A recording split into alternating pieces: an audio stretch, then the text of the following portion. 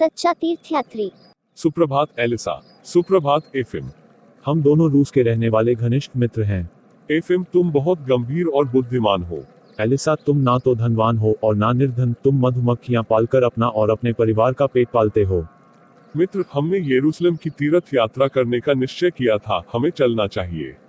Elisa, मित्र, अभी समय नहीं है, बाद में चलेंगे। एफिम, मित्र, हमने यरूशलेम की तीर्थ यात्रा के लिए प्रतिज्ञा की थी, क्यों मित्र, हम अपनी प्रतिज्ञा कब पूरी करेंगे? एलिसा, अभी हमें प्रतीक्षा करनी होगी, मेरे पास यात्रा के लिए धन नहीं है। तुम्हारे पास मुझसे 10 गुना अधिक धन है, और फिर भी तुमने ऐसी बात करते हो। आत्मा की पवित्रता से बढ़कर और कुछ नहीं है। तीर्थ यात्रा से आत्मा पवित्र होती है। हमने तीर्थ यात्रा की प्रतिज्ञा की है, अतः हमें अवश्य चलना चाहिए। ठीक है एफिम, हम चलने के लिए तैयार हैं, चलो तीर्थ यात्रा में। यह ना हुई कोई बात। पुत्र, मैं यरूशलेम तीर्थ यात्रा पर जा रहा हूँ, तुम घर का पूरा ध्यान रखोगे, दुकान अच्छा से चलाओगे, सामान सब लाओगे, घर साफ रखोगे, सभी काम करोगी। जी अच्छा पिताजी, आप अच्छे मन से तीर्थ यात्रा पर जाएं, आपके निश्चित आदेश का पालन होगा। मैं अपने साथ बहुत साधन ले जाता हूँ।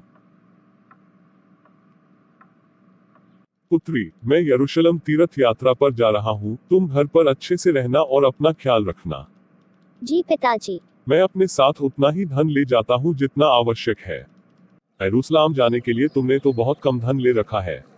एफिम, तुम तो अमीर हो, तुमने बहुत सारा ध्यान अपने साथ ले रखा है। मेरा मन शांत नहीं है। मुझे हर समय अपने घर की चिंता लगी रहती है। मेरा मन शांत है। मित्र, हम घर से चलते चलते बहुत दूर आ पहुंचे हैं। इस गांव में अकाल के कारण त्राही त्राही मची हुई है। लोग भूख से मर रहे हैं। चलो उस झोपड़ी की ओर चलते हैं। कोई है, हमें भूख लगा है, हमें रोटी दो, हम मर रहे हैं, हमें भोजन दो। इस झोपड़ी में से लोगों की चीख पुकार सुनाई दे रहा है, हमें अंदर जाना चाहिए। मित्र, हमें झोपड़ी में से लोगों की चीख पुकार सुनाई दे रही है, हमें दरवाजे के अंदर घोषणा चाहिए। धक्का देने से दरवाजा खुल गया। चलो हम अंदर घुसते हैं। हाँ, चलो झोपड़ी के अंदर। झोपड़ी बहुत ही दुर्गंधपूर्ण है। झोपड़ी में से बदबू आ रहा है। आह आह, मैं मर रही हूँ। आप लोग कौन हैं, क्या चाहते हैं? हमारे यहाँ कुछ भी नहीं है। बाबा, हम भूखे हैं, हमें रोटी दो।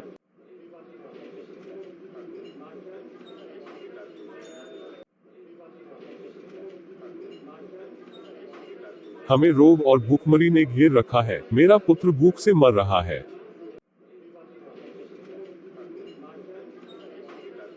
मैं अपने थैला में से एक रोटी निकाल कर तुम्हें देता हूँ। मुझे कई दिनों के बाद रोटी देखने का नसीब हुआ है, मैं देखते ही देखते पूरी रोटी खा लूंगा। तुम दोनों भी दो दो रोटियां खा लो और मैं कुएं में से पानी भर कर लाता हूँ और तुम्हें पिलाता हूँ। मित्र एफिम, झोपड़ी के लोग भूखे प्यासे हैं, मैं उन्हें रोटी देकर कुएं में से पानी भरकर पिलाया। मित्र एलिसा, मैं झोपड़ी के बाहर बैठा कब से तुम्हारा इंतजार कर रहा हूँ। क्या हम इस गंदी झोपड़ी में ही रुके रहेंगे? यहाँ अधिक देर रहे तो हम बीमार हो जाएंगे और फिर हमें यरूशलेम भी पहुँचना है। समय नष्ट करना ठीक न होगा। मित्र, आप चले। मैं इन लोगों की ऐसी दशा में छोड़कर नहीं जा सकता, मुझे कुछ समय तक इन लोगों की सेवा करनी ही होगी। अच्छे से सोच लेना। मैं अकेले हैं यरूशलेम तीर्थ यात्रा पर जा रहा हूँ, तुम रहना है इसी गंदे झोपड़ी में। अच्छे से जाना।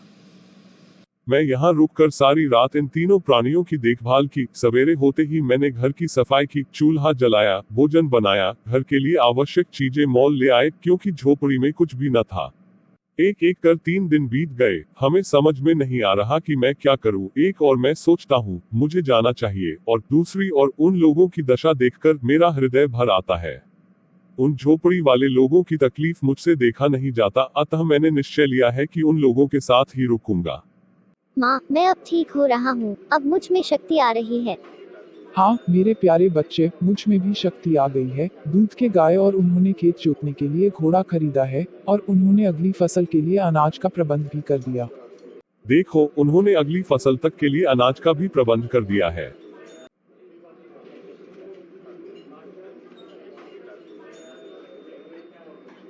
बेटा, यह मनुष्य नहीं देवदूत है, ऐसे भले मनुष्य संसार में अधिक नहीं है। यह प्रशंसा के शब्द सुने, मैं सोच रहा हूँ कि आप मुझे यहाँ से चल देना चाहिए। घर के लोगों के लिए मैंने अगली फसल तक के लिए प्रबंध कर दिया है।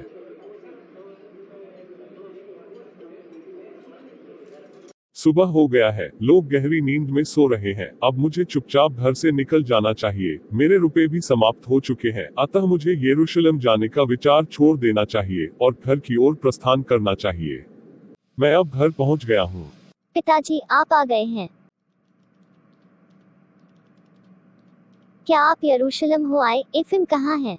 ईश्वर की इच्छा नहीं थी कि मैं वहां जाऊं। दूसरा, मेरा सारा धन मार्ग नहीं समाप्त हो गया, इसलिए मैं एफिम के साथ न जा सका और बीच से ही लौट आया।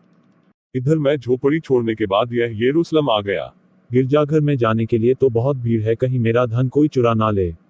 मैं गिरजाघर के अंदर आ गया हूँ, कहीं मेरा धन कोई चुरा ना ले। मेरी चिंता लगा रहता है। प्रार्थना के समय में भी मैं टटोल कर देख लेता हूँ, कहीं भीड़ में कोई जेब न काट ले।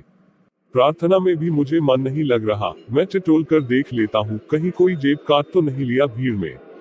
गिरजाघर के भीतरी भाग में 36 दीपक जल रहे हैं। किसी भी तीर्थयात्री को वहां जाने की अनुमति नहीं है, परंतु यह क्या प्रकाश के पीछे ऐसा दृश्य जिसे देखकर मैं आश्चर्यचकित हो गया हूँ। वहां मैं एक वृद्ध पुरुष को देख रहा हूँ। वह बिल्कुल अलीशा की तरह है। यह अलीशा कैसे हो सकता है? उसे तो मैं पीछे छोड़ आया हूँ। अब मुझे पूर्ण विश्वास हो गया कि वे अलीशा ही है। मैं अपने मित्र को देखकर बड़ी प्रसन्नता हुई। अलीशा बहुत भाग्यशाली है। अगले दिन मैं भी अपने मित्र की सहायता से गिरजाघर के भीतरी भाग में पहुंच सकूंगा। वह अलीशा ही है। हाँ, वह एलिसा ही है। प्रार्थना समाप्त होने को है। भीड़ इधर उधर हो रही है। एलिसा कहीं भी दिखाई नहीं दे रहा है।